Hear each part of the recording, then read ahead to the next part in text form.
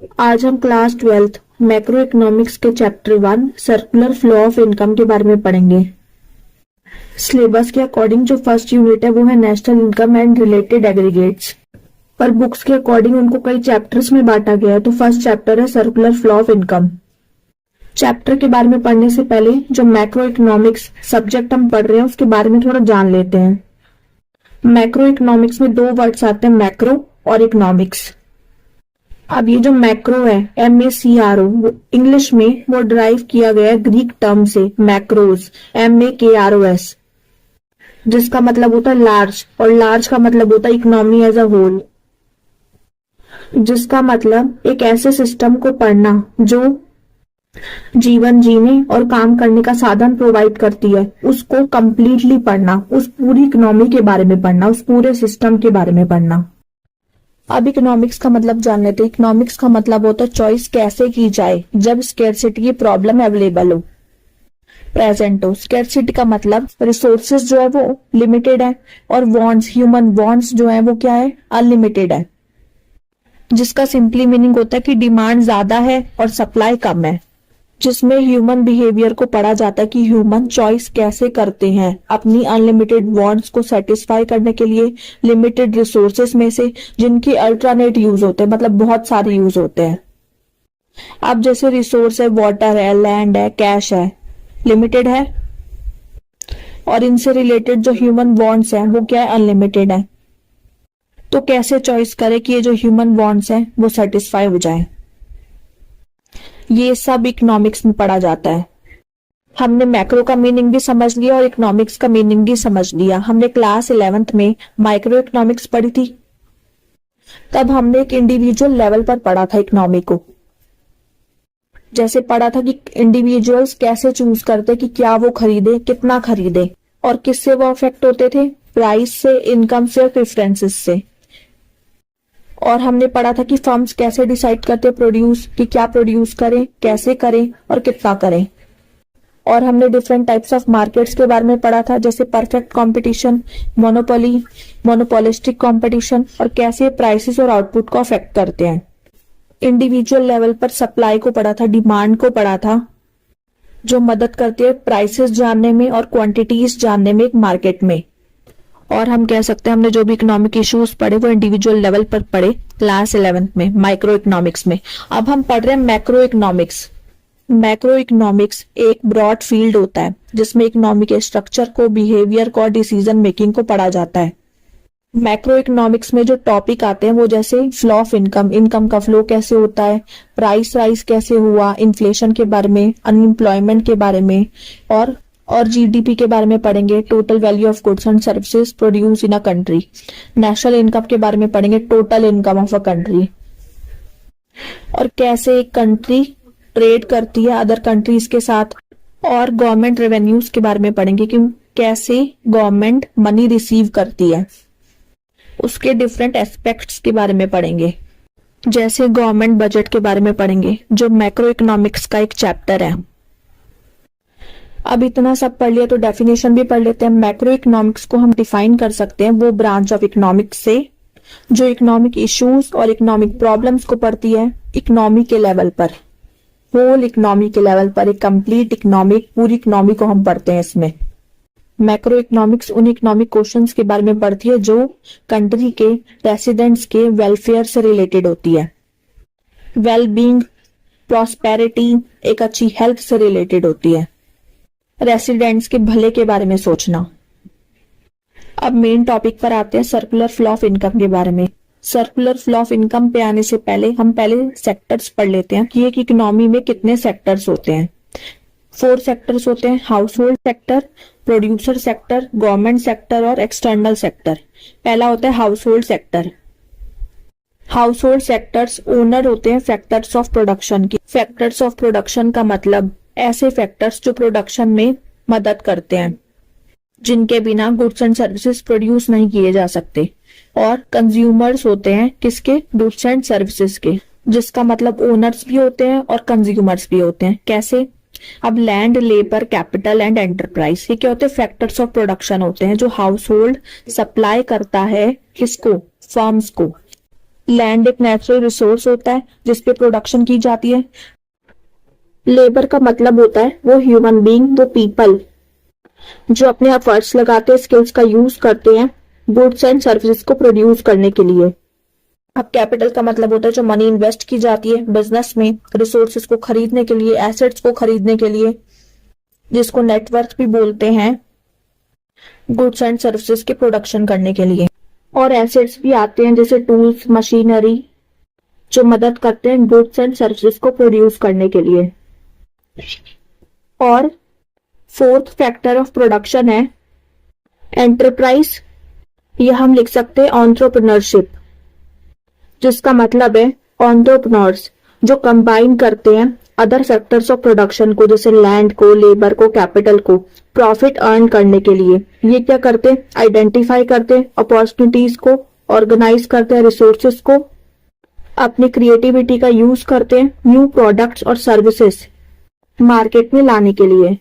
इन सबको, इन चारों को हम क्या बोलते हैं? फैक्टर्स ऑफ प्रोडक्शन बोलते हैं। अब ये क्या कर रहे हैं? अपनी सर्विसेज दे रहे हैं, तो इसके बदले में इनको कुछ तो मिलेगा। तो जैसे लैंड को क्या मिलता है? रेंट मिलता है, लेबर को वेजेस, कैपिटल को इंटरेस्ट मिलता है, और एंटरप्राइज को क्या मिलता है? प्रॉफिट मिलता है। हाउस होल्ड्स ने क्या किया? फैक्टर्स ऑफ प्रोडक्शन दिए, land, labour, capital and enterprise firms को। अब उसके बदले में फर्म्स भी तो कुछ देंगी, तो उन्होंने क्या दिया? Rent, wages, interest and profit दिया। अब हम क्या पढ़ रहे हैं? सर्कुलर फ्लो पढ़ रहे हैं, तो वन वे फ्लो तो होगा नहीं। अब ये जो rent, wages, interest and profit इनको मिला है, ये क्या है? ओनर्स तो पढ़ लिया हमने, अब ये कंज्यूमर्स भी तो है ना, हाउस होल्ड कंज्यूमर्स भी होते हैं, इनको भी क्या पड़ती है? गुड्स एंड सर्विसेज की जरूरत पड़ती है। तो ये क्या करेंगे? ये पे करते हैं किसको? फर्म्स को, जो उनको क्या प्रोवाइड करेगा? गुड्स एंड सर्विसेज प्रोवाइड करेगा, जिनकी कंज्यूमर्स को, हाउस होल्ड्स को नीड होती है अपने बॉन्ड्स को सेटिस्फाई करने के लिए। इस तरीके से क्या होता है? सर्कुलर फ्लो ऑफ इनकम होता है, जिसको हम आगे डिटेल में अच्छे से पढ़ेंगे। अब नेक्स्ट क्या होता है? प्रोड्यूसर सेक्टर होता है। इसमें वो सभी प्रोड्यूसिंग यूनिट्स आती हैं, फर्म्स बोलते हैं जिनको इकोनॉमी में, ठीक है। अब इनका काम क्या होता है? गुड्स एंड सर्विसेज को प्रोड्यूस करना। किसकी मदद से? पढ़ लिया, फैक्टर्स ऑफ प्रोडक्शन की मदद से। और क्या करते हैं बाद में? गुड्स एंड सर्विसेज प्रोड्यूस करके रख थोड़ी लेंगे, क्या करते हैं? उनको बेचते हैं। किसको? हाउस होल्ड्स को, जिनको इनकी नीड होती है। थर्ड आता है गवर्नमेंट सेक्टर, जो कलेक्ट करता है टैक्सेस फर्म से और हाउस होल्ड से, और क्या प्रोवाइड करता है? सब्सिडीज प्रोवाइड करता है।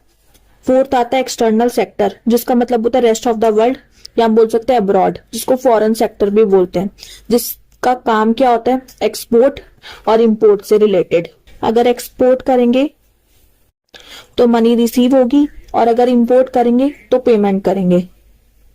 अब सिलेबस के अकॉर्डिंग जो हम सर्कुलर फ्लो पढ़ने वाले हैं वो सिंपल इकोनॉमी में पढ़ेंगे, मतलब टू सेक्टर इकोनॉमी, सिर्फ हाउस होल्ड और फर्म के बेसिस पर। गवर्नमेंट सेक्टर और एक्सटर्नल सेक्टर के बेसिस पर नहीं पढ़ेंगे। अब एक सिंपल इकोनॉमी अज्यूम करती है कि उसमें सिर्फ टू सेक्टर्स होते हैं, जैसे पहला हाउस होल्ड सेक्टर और दूसरा फर्म सेक्टर। हाउस होल्ड हम पढ़ चुके हैं, ओनर्स होते हैं फैक्टर्स ऑफ प्रोडक्शन के, और कंज्यूमर होते हैं गुड्स एंड सर्विसेज के। और अब फर्म सेक्टर का काम क्या होता है? गुड्स एंड सर्विसेज को प्रोड्यूस करना और हाउस होल्ड सेक्टर को बेचना। गुड्स एंड सर्विसेज प्रोड्यूस किए जाते हैं फैक्टर्स ऑफ प्रोडक्शन की मदद से। अब ये जो हम पढ़ रहे हैं ये सिंपलेस्ट फॉर्म पढ़ रहे हैं क्लोज्ड इकोनॉमी की। क्लोज्ड इकोनॉमी का मतलब होता है ऐसी इकोनॉमी जिसका कोई भी इकोनॉमिक रिलेशन नहीं होता रेस्ट ऑफ द वर्ल्ड से, मतलब जिसमें कोई भी ना गवर्नमेंट सेक्टर आएगी ना फॉरेन ट्रेड आएगी। सिर्फ दो सेक्टर्स के बारे में पढ़ेंगे, हाउस होल्ड सेक्टर और फर्म सेक्टर। अब डेफिनेशन से समझते हैं सर्कुलर फ्लो ऑफ इनकम को। सर्कुलर फ्लो ऑफ इनकम ये क्या होती है? एक साइकिल होती है, एक चक्र होता है, जहां से शुरू होती है वहीं पर वापस आ जाती है। इसका मतलब ये एक साइकिल है इनकम जनरेट करने की। कहां पर? प्रोडक्शन प्रोसेस में। प्रोडक्शन प्रोसेस एक ऐसा प्रोसेस जिसमें रॉ मटेरियल्स को ट्रांसफॉर्म किया जाता है फिनिश्ड गुड्स में, और प्रोडक्शन करने के लिए land, labour, capital and enterprise का यूज किया जाता है, जिससे गुड्स एंड सर्विसेज प्रोड्यूस किए जाते हैं। जैसे क्लोथिंग इंडस्ट्री है तो वहां पे किस चीज की जरूरत पड़ेगी? लैंड की, जहां पर क्लोथ बनाया जाएगा, लेबर जो थ्रेड को क्लोथ में कन्वर्ट करेगा, कैपिटल मनी इन्वेस्टमेंट होगी जिससे रॉ मटेरियल्स एसेट्स खरीदे जाएंगे, और एंटरप्राइज जो अपनी स्किल्स नॉलेज यूज करता है बिजनेस के ग्रोथ में। ठीक है, इस तरीके से फैक्टर्स ऑफ प्रोडक्शन का यूज करके क्लोथ्स बनाए जाए, फिर वो कंज्यूमर्स को सोल्ड किए जाएंगे। अब इससे क्या होगा, इनकम जनरेट होगी जो डिस्ट्रीब्यूट की जाएगी फैक्टर्स ऑफ प्रोडक्शन में।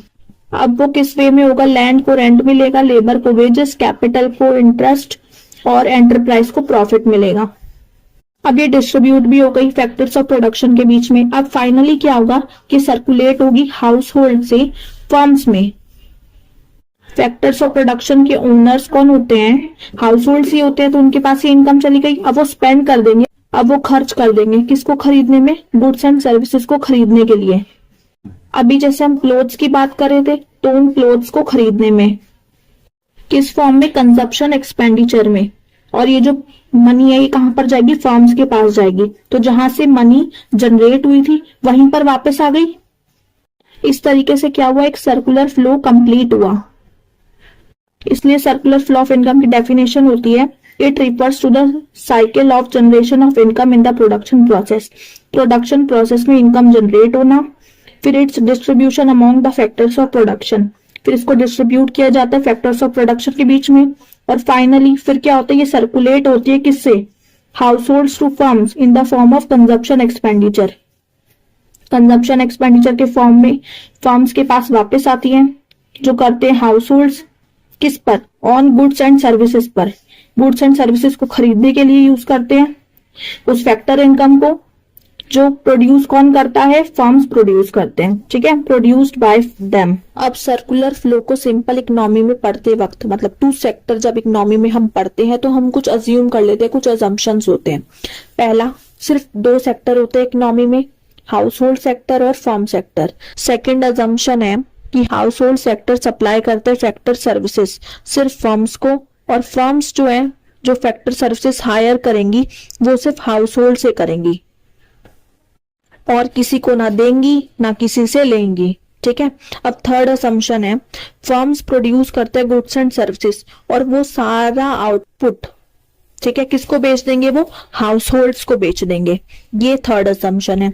अब फोर्थ है, हाउस होल्ड्स रिसीव करते हैं फैक्टर इनकम अपनी सर्विसेज प्रोवाइड करने के लिए। अब जो फैक्टर इनकम उनको रिसीव हुई होती है rent, wages, interest and profit के फॉर्म में, वो पूरी इनकम स्पेंड कर देते हैं किसमें, गुड्स एंड सर्विसेज को कंज्यूम करने में, खरीदने में, ठीक है। अब फिफ्थ अजम्पशन किया जाता है कि इकोनॉमी में कोई भी सेव नहीं करता, ना हाउस होल्ड सेव करते हैं अपनी इनकम में से क्योंकि वो पूरी की पूरी स्पेंड कर देते हैं गुड्स एंड सर्विसेज को प्रोड्यूस करने में, और ना ही फर्म्स सेव करते हैं अपने प्रॉफिट में से, वो क्या कर देते हैं, पूरी की पूरी फैक्टर पेमेंट कर देते हैं। अब डायग्राम से समझते हैं, जो आउटर लूप है, ठीक है, डायग्राम का, वो क्या शो कर रहा है, रियल फ्लो कर रहा है। रियल फ्लो का मतलब होता है फैक्टर सर्विसेज फ्लो होना कहां से, हाउस होल्ड से फर्म्स में। फैक्टर सर्विसेज मतलब land, labour, capital and enterprise, ठीक है, दिख रहा है बाहर फ्लो हुई है, और इसके बदले में फर्म्स क्या करेंगे, गुड्स एंड सर्विसेज प्रोवाइड करेंगे किसको, हाउस होल्ड्स को, ठीक है। बाहर वाला क्या शो कर रहा है, रियल फ्लो, मतलब सिर्फ गुड्स एंड सर्विसेज का फ्लो, इसमें मनी इन्वॉल्व नहीं। और जो इनर लूप है वो क्या शो कर रहा है, मनी फ्लो, मतलब पहले फैक्टर पेमेंट्स फ्लो हो रही है। फैक्टर पेमेंट्स मतलब rent, wages, interest and profit कहां से जा रही है, फर्म से जा रही है हाउस होल्ड्स में, ठीक है। फिर जो इनकम इन्होंने हाउस होल्ड से रिसीव करी, अब वो क्या कर देंगे, फर्म्स को वापस पे कर देंगे कंजप्शन एक्सपेंडिचर के फॉर्म में, किस पर, गुड्स एंड सर्विसेज को खरीदने के लिए, ठीक है। इस तरीके से दो तरीके से समझा हमने, आउटर लूप को समझा रियल फ्लो के उससे, गुड्स एंड सर्विसेज के फ्लो में, और इनर लूप को हमने समझा मनी फ्लो के फॉर्म में, जिसमें पहले फैक्टर पेमेंट्स करते हैं फर्म्स हाउस होल्ड्स को, और फिर हाउस होल्ड्स कंजप्शन एक्सपेंडिचर करते हैं गुड्स एंड सर्विसेज पर फर्म्स में। पहले हाउस होल्ड्स ने फैक्टर सर्विसेज प्रोवाइड करी लैंड, लेबर, कैपिटल, एंटरप्राइज के फॉर्म में, उसके बदले में फर्म्स ने उनको क्या करी, फैक्टर पेमेंट करी rent, wages, interest and profit के फॉर्म में। अब हाउस होल्ड ने क्या किया, अपनी फैक्टर पेमेंट्स को यूज किया कंजप्शन एक्सपेंडिचर के लिए, किस पर, गुड्स एंड सर्विसेज पर। अब फिर फर्म ने क्या किया, उनको गुड्स एंड सर्विसेज प्रोवाइड कर दिए। अब फिर से क्या होगा, फर्म्स को गुड्स एंड सर्विसेज प्रोड्यूस करने होंगे तो वो क्या लेंगे, फैक्टर सर्विसेज लेंगे, फिर फैक्टर पेमेंट्स करेंगे, फिर हाउस होल्ड कंजप्शन एक्सपेंडिचर करेंगे और वो गुड्स एंड सर्विसेज प्रोवाइड करेंगे। इस तरीके से फ्लो चलता रहेगा। अब ये जो सर्कुलर फ्लो ऑफ इनकम हमने पढ़ा, इसमें प्रोडक्शन ने जनरेट की फैक्टर इनकम, जो बाद में किसमें बदल गई, एक्सपेंडिचर में, कंजप्शन एक्सपेंडिचर में। अब ये जो फ्लो होता है ना इनकम का, ये लगातार चलता रहता है। क्यों? क्योंकि प्रोडक्शन एक कंटिन्यूअस एक्टिविटी है, लगातार चलने वाली। गुड्स एंड सर्विसेज का प्रोडक्शन होता रहता है। क्यों? क्योंकि जो ह्यूमन वांट्स हैं वो नेवर एंडिंग है, अनलिमिटेड है। तो गुड्स एंड सर्विसेज का प्रोडक्शन करना पड़ेगा, जिसकी वजह से क्या होता है, ये फ्लो ऑफ इनकम, इनकम का फ्लो जो है वो सर्कुलर बनता है, लगातार चलता रहता है। अब सर्कुलर फ्लो ऑफ इनकम हमने पढ़ लिया। अब इससे हमें क्या पता चला, टोटल प्रोडक्शन क्या है, टोटल कंजप्शन के इक्वल है। ठीक है, फैक्टर पेमेंट फैक्टर इनकम के इक्वल है, किसी ने भी सेव नहीं किया। ठीक है, नेक्स्ट कंजप्शन एक्सपेंडिचर किसके इक्वल होता है, फैक्टर इनकम के। जितनी इनकम हुई पूरे का पूरा खर्चा कर लिया, यही किया ना। और दूसरा रियल फ्लो मनी फ्लो के इक्वल होता है। हाउस होल्ड्स ने factor services the, land labour capital and enterprise, उसके बदले में उनको क्या मिला, गुड्स एंड सर्विसेज। और वो क्यों मिला, क्योंकि हाउस होल्ड्स को फैक्टर पेमेंट रिसीव हुई थी और वही उन्होंने फर्म्स को दे दी कंजप्शन एक्सपेंडिचर के लिए, गुड्स एंड सर्विसेज पर। तो रियल फ्लो इक्वल हो गया मनी फ्लो के। अब हमने सर्कुलर फ्लो ऑफ इनकम पढ़ लिया। अब सर्कुलर फ्लो ऑफ इनकम में मतलब इनकम को जनरेट करने में 3 फेज होते हैं, 3 स्टेजेस होते हैं। पहला होता है जनरेशन फेज, जिसको प्रोडक्शन फेज भी कहते हैं। दूसरा होता है डिस्ट्रीब्यूशन फेज, जिसको इनकम फेज कहते हैं। और थर्ड होता है डिस्पोजिशन फेज, जिसको एक्सपेंडिचर फेज कहते हैं। पहला फेज होता है जनरेशन फेज, मतलब प्रोडक्शन फेज, जिसमें फर्म्स प्रोड्यूस करते हैं गुड्स एंड सर्विसेज, किसकी मदद से, फैक्टर सर्विसेज की मदद से, land labour capital and enterprise की मदद से। ठीक है, सेकेंड फेज होता है डिस्ट्रीब्यूशन फेज, मतलब इनकम फेज, जिसमें फैक्टर इनकम मतलब rent, wages, interest and profit flow होता है फर्म से हाउस होल्ड में। ठीक है, इसको बोलते हैं इनकम फेज। थर्ड फेज होता है डिस्पोजिशन फेज, एक्सपेंडिचर फेज, जो फैक्टर्स ऑफ प्रोडक्शन मतलब land, labour, capital and enterprise ने जो इनकम रिसीव की होती है अपनी फैक्टर सर्विसेज प्रोवाइड करने के रिटर्न में, वो क्या करते हैं, स्पेंड करते हैं गुड्स एंड सर्विसेज को खरीदने में जो फर्म्स ने प्रोड्यूस किए होते हैं। इसलिए इसको कहते हैं डिस्पोजिशन फेज, एक्सपेंडिचर फेज। इसमें कंजप्शन एक्सपेंडिचर किया जाता है जो इनकम रिसीव करते हैं हाउस होल्ड। अब ये वापस चली गई फर्म्स के बाद, तो फर्म्स इसका क्या करेंगे, यूज करेंगे गुड्स एंड सर्विसेज को प्रोड्यूस करने के लिए। इस तरीके से इनकम जो जनरेट हुई थी प्रोडक्शन यूनिट्स में वो वापस आ गई प्रोडक्शन यूनिट्स के पास और सर्कुलर फ्लो को कंप्लीट कर दिया। सर्कुलर फ्लो ऑफ इनकम के बारे में पूरा पढ़ लिया, जान लिया, उसको समझ लिया अच्छे से।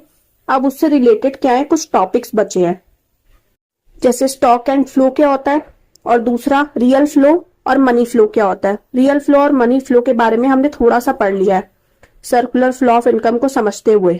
अब फर्स्ट कॉन्सेप्ट पढ़ते हैं, वो है स्टॉक एंड फ्लो। स्टॉक और फ्लो का मतलब क्या होता है, ये जो टर्म्स है वो मैक्रो इकोनॉमिक्स में बहुत यूज की जाती हैं। कुछ वेरिएबल्स मतलब डेटा आइटम्स जिनको हम मेजर करते हैं स्टॉक से रिलेटेड होते हैं और कुछ फ्लो से रिलेटेड होते हैं। पहला है स्टॉक वेरिएबल। स्टॉक वेरिएबल वो वेरिएबल होते हैं जो मेजर किए जाते हैं एक पर्टिकुलर पॉइंट ऑफ टाइम पर, मतलब जैसे एट 4 o'clock कितना है या इस पर्टिकुलर डेट पे कितना है। और ऐसा नहीं कह रहे हम कि इस टाइम से लेकर इस टाइम तक कितना है या इस डेट से लेकर इस डेट तक कितना है। ठीक है, सिर्फ ये बात हो रही है कि इस पर्टिकुलर टाइम पर कितना है। जैसे एग्जांपल के लिए स्टॉक ऑफ गुड्स कितना है गोडाउन में 31 जनवरी 2024 को, तो यहाँ पर मैंने एक पर्टिकुलर पॉइंट ऑफ टाइम की बात की। मैंने ये तो नहीं कहा कि इस डेट से लेकर इस डेट तक कितना है या 1 जनवरी से लेकर 31 जनवरी तक कितना है। मैंने सिर्फ एक दिन की बात की है, एक पर्टिकुलर पॉइंट ऑफ टाइम की बात की है, जिससे हमें क्या समझ में आया कि स्टॉक वेरिएबल्स टाइम डायमेंशनल नहीं होते, मतलब कोई टाइम की लेंथ नहीं होती है, सिर्फ एक पर्टिकुलर पॉइंट ऑफ टाइम की बात की जाती है। जैसे इस टाइम पर अमाउंट ऑफ टाइम की बात नहीं की जाती है। और जैसे दूसरा एग्जांपल है स्टॉक वेरिएबल्स का, वो है नेशनल वेल्थ, मतलब टोटल वैल्यू कितनी है एसेट्स की कंट्री के एक स्पेसिफिक टाइम पर। अब फ्लो वेरिएबल को समझते हैं, जिससे स्टॉक वेरिएबल और अच्छे से समझ में आ जाएगा। फ्लो वेरिएबल का मतलब होता है वो वेरिएबल जो over a period of time पर मेजर किया जाता है, मतलब एक लेंथ होती है टाइम की।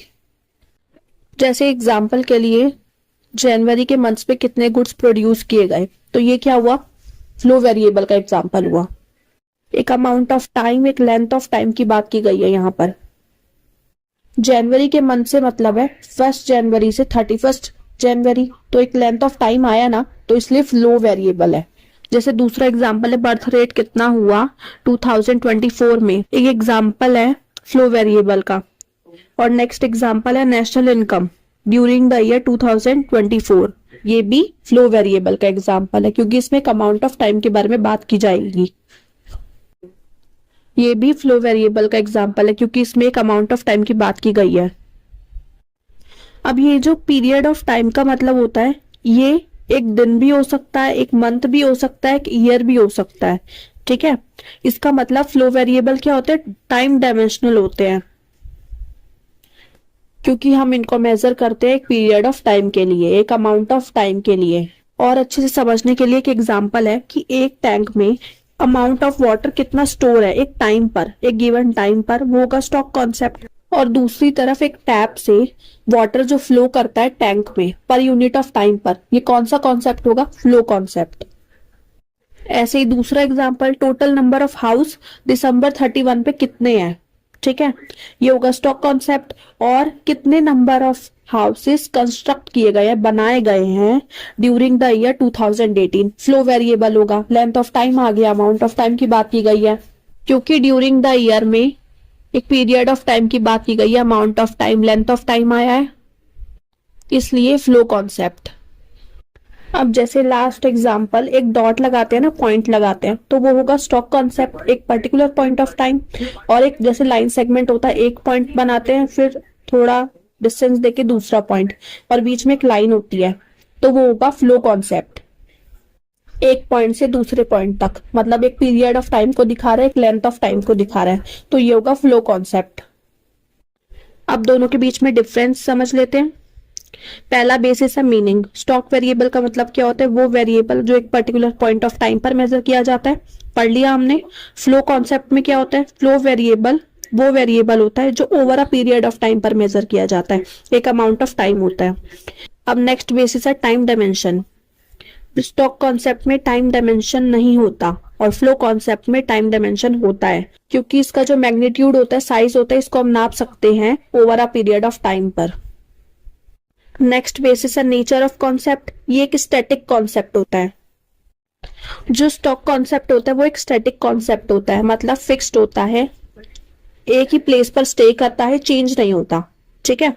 और जो फ्लो कॉन्सेप्ट होता है वो डायनामिक होता है, मतलब फिक्स्ड नहीं होता, चेंज होता रहता है। अब स्टॉक कॉन्सेप्ट के एग्जांपल, 31 मार्च 2024 को इंडिया की पॉपुलेशन कितनी है, ये होगा स्टॉक कॉन्सेप्ट। और फ्लो कॉन्सेप्ट में number of birth during the year 2018, तो ये होगा फ्लो कॉन्सेप्ट। और दूसरा एग्जांपल है क्वांटिटी ऑफ व्हीट स्टोर, कितना क्वांटिटी ऑफ व्हीट स्टोर किया गया, ये होगा स्टॉक कॉन्सेप्ट का एग्जांपल। और कितना व्हीट प्रोड्यूस किया गया है, ये होगा फ्लो कॉन्सेप्ट का example. Types of circular flow. There are 2 types of circular flows. 2 तरह के सर्कुलर फ्लो होते हैं, पहला होता है रियल फ्लो, दूसरा होता है मनी फ्लो।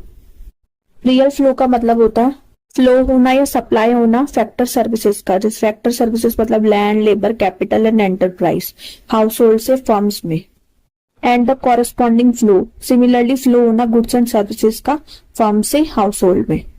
डायग्राम से मोर क्लियरली समझते हैं। हाउस होल्ड ने प्रोवाइड की फर्म्स को फैक्टर सर्विसेज, फर्म्स ने उसके एक्सचेंज में गुड्स एंड सर्विसेज प्रोवाइड कर दी as a reward households को।